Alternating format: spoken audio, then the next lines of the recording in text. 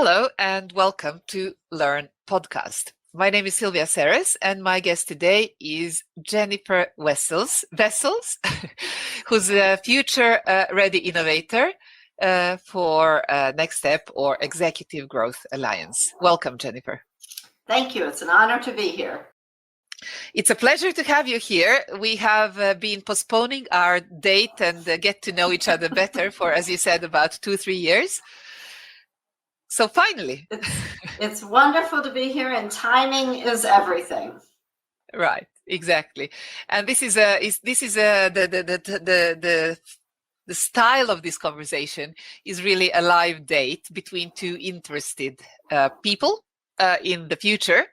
And you are a part of the series called something as interesting as WLT, which stands for Women Learn Tech, where we talk with interesting and inspiring women with perspectives on technology and the future. And you're in the middle of our target group. So welcome.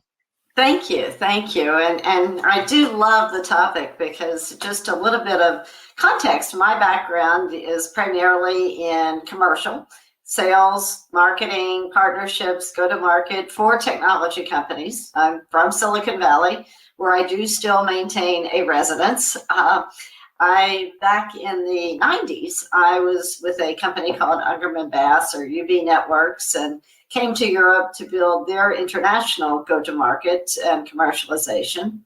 And after a few years in Belgium, the UK, I joined Tandberg, based in Oslo, Norway. And that's how I came first to Norway, was for 4 years working with Tandberg, building international business, expanding across Europe, then back to the US, where we built Tandberg USA. And ultimately, I went back to Silicon Valley and founded Next Step, with the goal of helping global companies, leaders, and that could be in startups all the way up to large companies. We work today with Google, Cisco, Adobe, and a lot of non-tech companies ranging from GE to Goodwill around how do you really grow your business, the revenue, the valuation, top and bottom line. And we do a lot in bringing people together to work together and solve problems amongst peers and amongst small groups. That's what led to the Executive Growth Alliance that I'll share more about as we get into the conversation. Can you say a little bit more about your home base, Silicon Valley? So we'll get back to the comparisons between Norway and Silicon Valley later. But what do you love and miss about Silicon Valley? The global ideas. I mean, we are a very diverse community. I mean, there is no one background or nationality. It's very much a community of collaboration. I mean, there is, of course, competition. But there is really a spirit of everybody in Silicon Valley is there with a mission and a purpose. 90% of us came from somewhere else. And so we're there intentionally to follow our passion, follow our dreams, build new companies, new ideas, new technologies, new ways to do things better. It's that open growth mindset that to me is just the pervasive nature of Silicon Valley. I'm starting to see that in little pods across other places in Europe and certainly here in Norway, but it's the core of the way things work in Silicon Valley to me. We spoke about briefly ages ago about this. So I have my background, I'm originally Hungarian, Yugoslavian. Yes. Studied computer science in Norway, and then I went to Oxford for a PhD, and that brought me over to Silicon Valley in '99 to work on Alta Vista.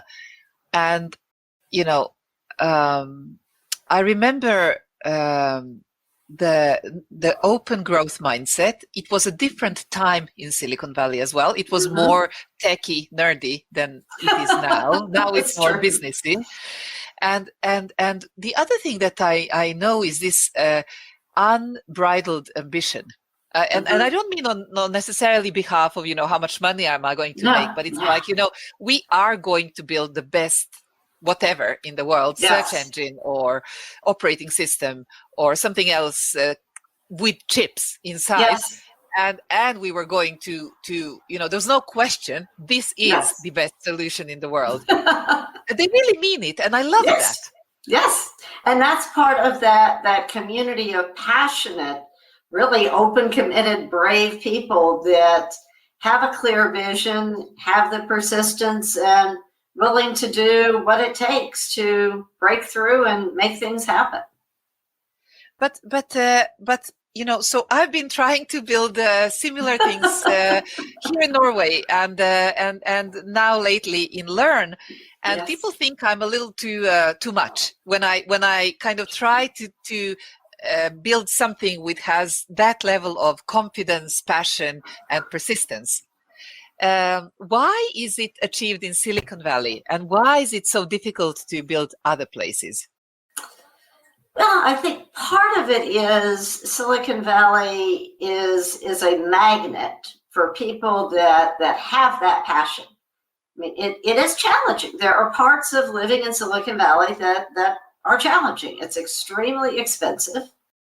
The traffic and just the logistics of getting around Silicon Valley make it sometimes difficult. So people come because they have a strong desire and they want to be part of that magnet. They want to be part of the growth. They have that passion and that determination. And that, I think, is a core part that is lacking. And it's not a judgment, but it's just simply so far different from the culture in Norway. I mean, the vast majority of the population of Norway was born here. And it's in many ways, it's a quite comfortable place to have a good life without having to fight and struggle and do things that are against the grain. So it's just a completely different culture. I mean, Silicon Valley draws the people that want to break the barriers and go over the hurdles and fight through, whereas Norway has some of us that feel that way, but the majority of the population is from a different mindset. I think it has to do with this ability and willingness to go outside of your comfort zone. Yes. And being driven enough to do it. And, yet both you and I are here in Norway, and we have each our own reasons for that. Yes. Mine are very personal. I have a Norwegian husband, and I really wanted my kids to grow up in Norway for again, reasons that, I think would be valid for most women I know from Silicon Valley. Mm-hmm. I think Silicon Valley is unlivable for a family life. And at some point you have to make a choice. Am I going to, do it all 100%, 150% as is required work-wise, or am I going to find a place that, maybe has less professional growth opportunities, but has a more balanced life setting? And Norway is amazing in that sense. Yes, I would completely agree. And people do raise families in Silicon Valley. I have many friends who have been there for 20, 30 years and raised families, but it's challenging. It's significantly more challenging than it is in Norway. But it's one of those things. It's a question. If your passion in life is to really bring your ideas to the market, breakthrough, drive change, if that is your passion, Silicon Valley in ways is a lot easier because that's way more accepted. It's way more common. You've got other people around you doing that. If your passion at this stage in your life, and things aren't forever, we've all seen things change. In this stage of your life, if you want to dedicate your priority to raising your family in a very high quality way of life environment, Norway is the best possible place to be at that stage. So I would like us to use that as a magnet for talent. Basically, I think also there is a new generation of talent that, looks at, by the way, I read about the exodus from Silicon Valley. None of my friends are moving, but I hear that there is simply a move towards other places. It's slightly cheaper to buy a house close to Google headquarters now than has been for a long time. Well, yeah, I've seen housing prices continue to go up actually right now.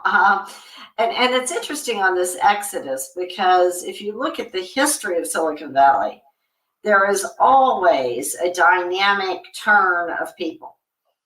And there are always periods where there's waves of people that come that make a difference. They achieve their goals.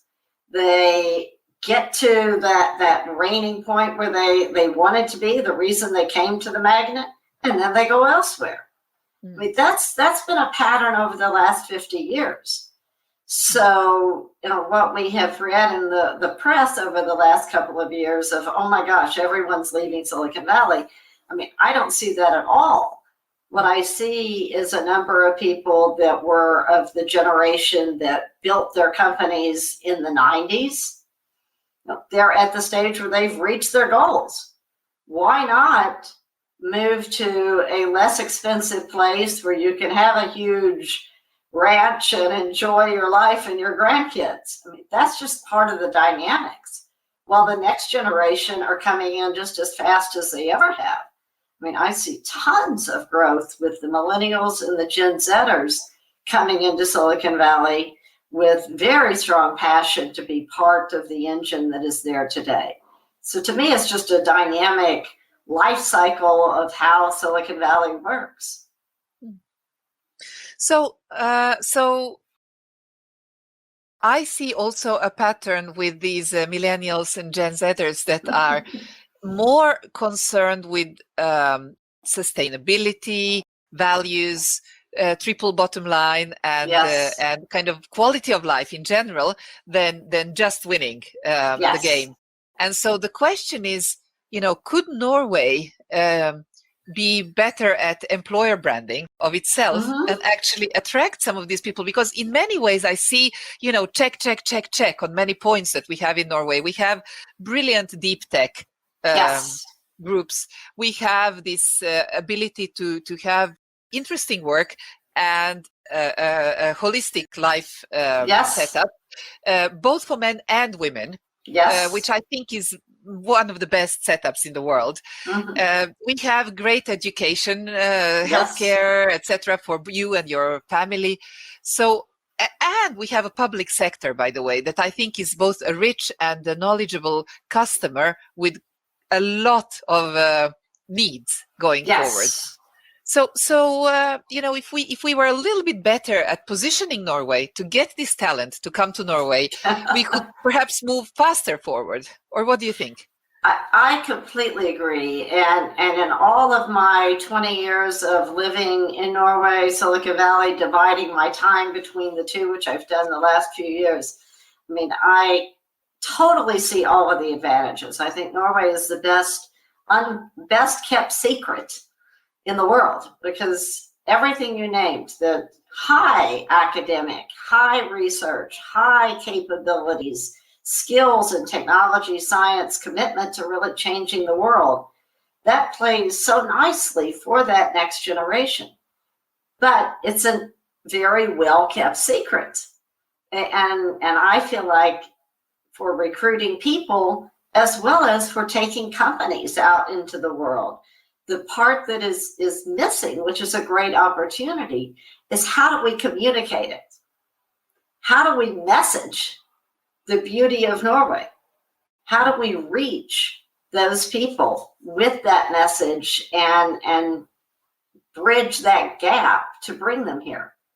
Because I do think what Norway has to offer is ideally suited for the next generation of up-and-coming change artists that could really bring a whole new dynamic culture, bringing people from other areas to build their careers and begin to build their lifestyles here. Jenny, one other thing that I think we talked a lot about is a superpower that Silicon Valley has. And it's not just about building these amazing platforms or things with chips inside. Yeah. But I think their ability to think about business transformation and to conceive of new business models is something that very few other areas in the world are as good at. You are running Next Step, and you're trying to help companies actually conceive of their next generation business model and opportunities. Can you talk a little bit more about that? Absolutely. And one of the things that I think is often missed with Silicon Valley and what really drives people, I mean, there's firstly what I've talked about, the passion and the desire to achieve and the desire to make things happen.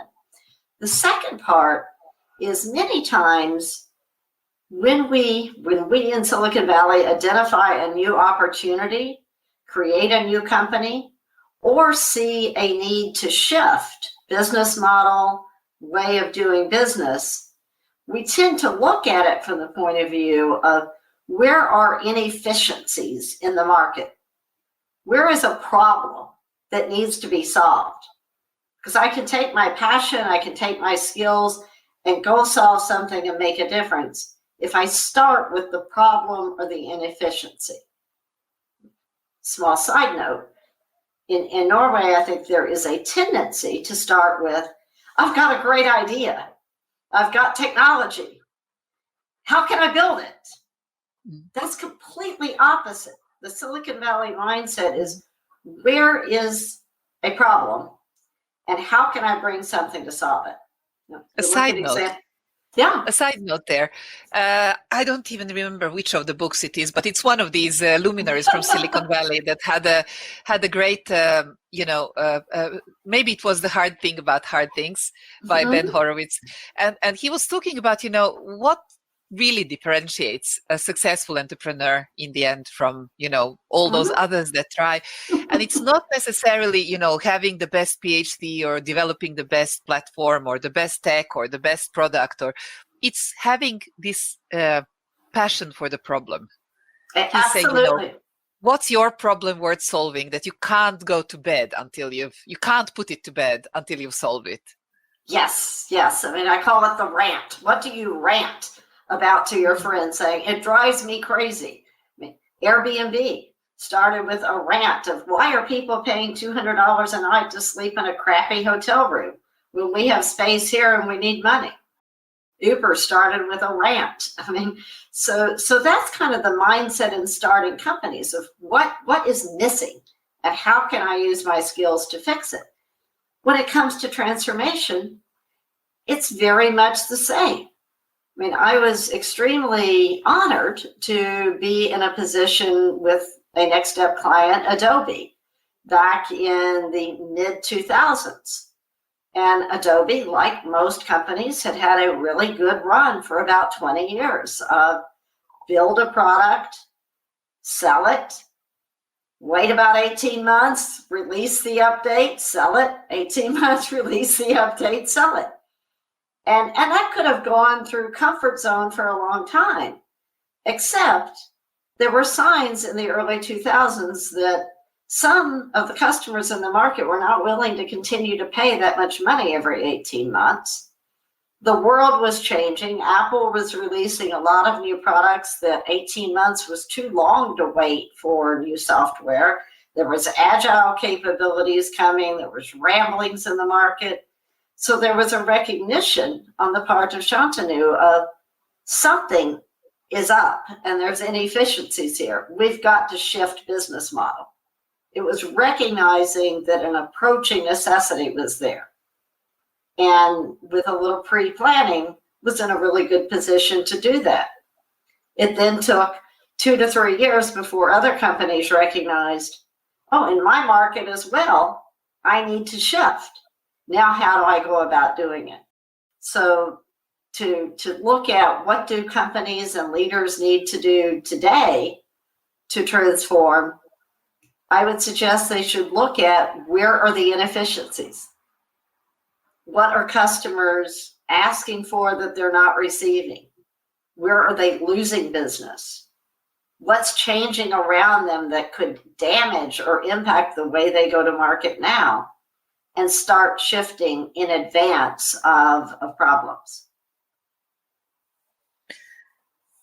To be able to do that, Jennifer, you have to be continually or positively dissatisfied. I don't even know what the right word is, but it's like It's not very easy, you know, when you're on the board of a company that's really making money and you need to take a risk to do something new because you know that 10 years from now we'll be in a really uncomfortable position, but I can't guarantee that this is the only and the best and the most efficient way forward. So how do we create that sense of urgency and necessity? And I think it comes to a lot of mindset, and it comes down to, in Silicon Valley, you know, we all tend to have that passionate, make it better, willing to do anything to make it better mindset. So it's a shorter time from seeing the inefficiency to let's just dive in. And within the Executive Growth Alliance, which I should define what that is, it's basically a global community where we bring together leaders in different organizations, different countries, different backgrounds.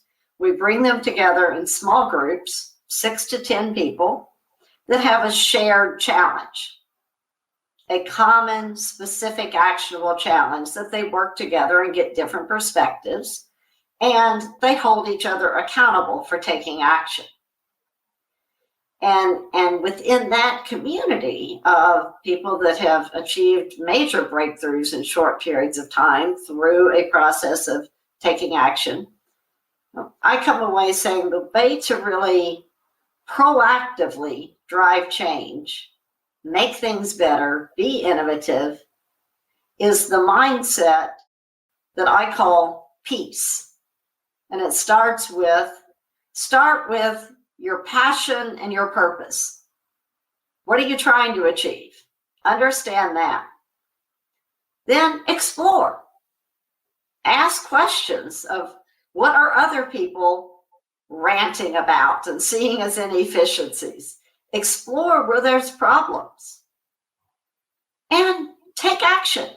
When you sense that something is going to change or is changing, or you think it may be an opportunity, do something about it. Don't wait 2 years and research it and think about it. Just try it. What's the worst that could happen? If it doesn't work, you can try something different. So start with the purpose and the passion, explore, take action, and collaborate. Talk to others, bring others in to help you solve specific actionable challenges. I think in Norway, there is a tendency when you have an idea or a problem, there's a tendency for people to go silo. Oh, I've got to work on my problem. I've got to focus. I can't talk to anybody. I've got an idea. I'm going to go heads down and do it. The Silicon Valley mindset is take action, collaborate, share with as many people as possible. The idea is only going to get better. And in doing so, you empower others to come in with you. I just want to draw in the position or the perspective of LØRN in here now, because exactly what you talked about sharing now, and it has nothing to do with all the amazing sharing that our guests are doing, but it's me as the entrepreneur now. And, you know, there is a tendency to think that I have an amazing idea here. I really believe that I should, you know, just develop it as much as I can, and then get people on as partners. And we are in the process of looking for money at the moment. And in that process, we actually had quite a lot of strategic conversations, first with investors, and then we decided to talk with possible industrial partners, so companies that are doing something slightly similar. And, you know, there was this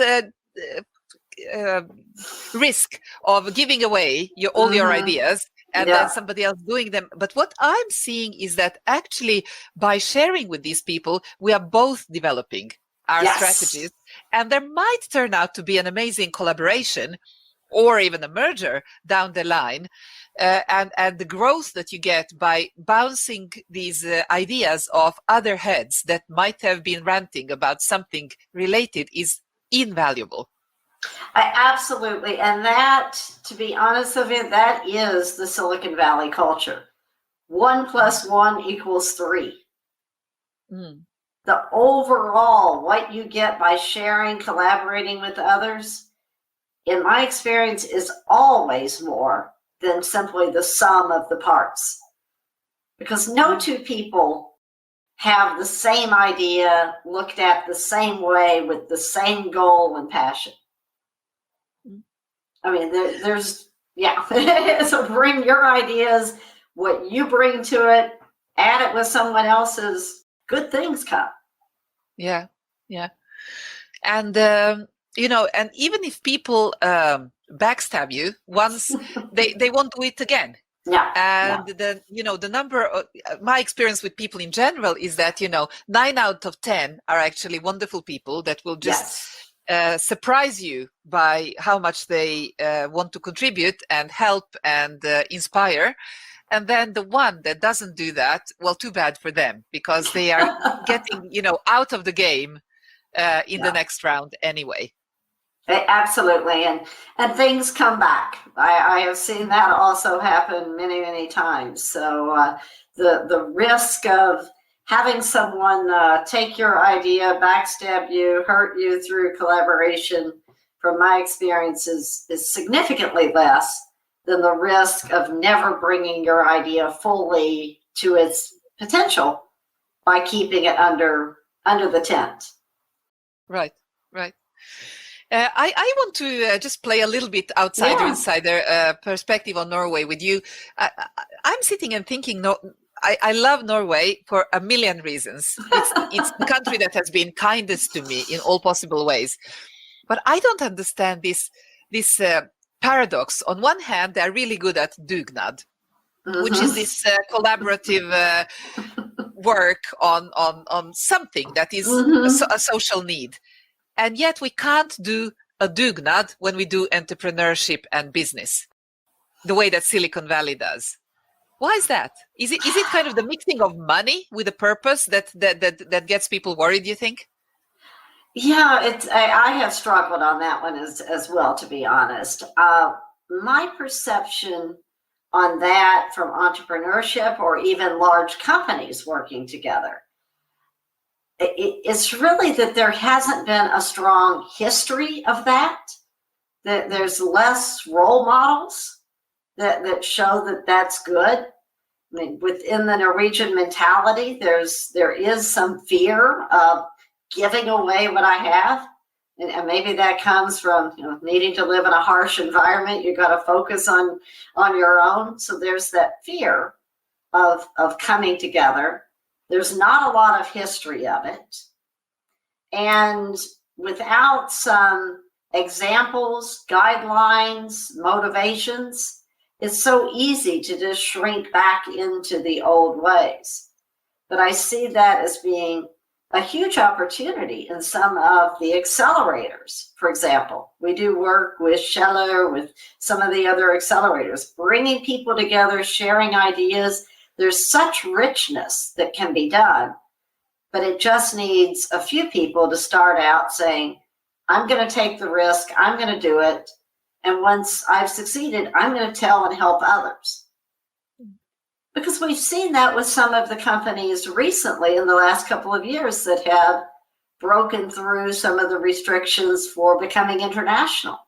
I look at like Kahoot, Pexip, now Colonial. They're kind of becoming that next generation of companies that people can look up to and say, oh, it's okay to think bigger. It's okay to be commercial. It's okay to reach outside of Norway, and encouraging others.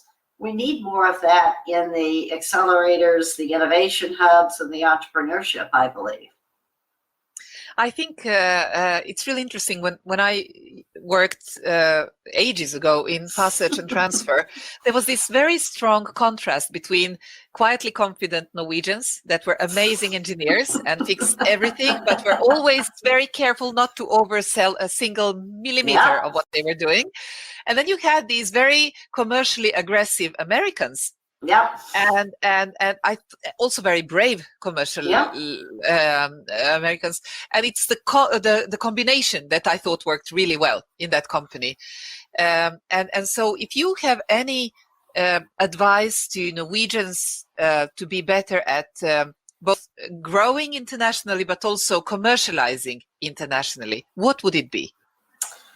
Yeah, it really starts with know what you're trying to do, back to the purpose, see that there is an advantage and be passionate about what the possibilities are. And we do now have some examples that you can look up to. Look for the opportunities and just try it. Just try going outside the comfort zone, small steps, one tiny step of do something different. Reach out to that partner, connect with more people on LinkedIn and other countries, begin to have that dialogue. Just get started. Don't wait to take a course or get funding or all of the things that hold people back. Just try it. Just go for it. Exactly. I have one more question, Jennifer. Yeah. And it has to do, well, actually, we're going towards landing. I have to try to keep to my 30 minutes. But I would like you to summarize your two acronyms, OCB and PEACE. And then I would like you to give us your life motto, if you have one. Okay. So the two acronyms, open, committed, and brave, means that you are open-minded, you are open to new perspectives, you look for new ideas from people with diverse cultures, ideas, challenges. You're open to being challenged. You're committed means that you really do have a passion and you're willing to do, within reason, what it takes to succeed with your goals, which can include taking risk. And bravery means you do take those risks and you try things and you recognize you may sometimes fail and it may be uncomfortable, but you're willing to take action. With that kind of open, committed, brave mindset, I believe you can achieve just about anything through peace, which starts with passion and purpose. Know where you're going, be passionate about it. Exploration.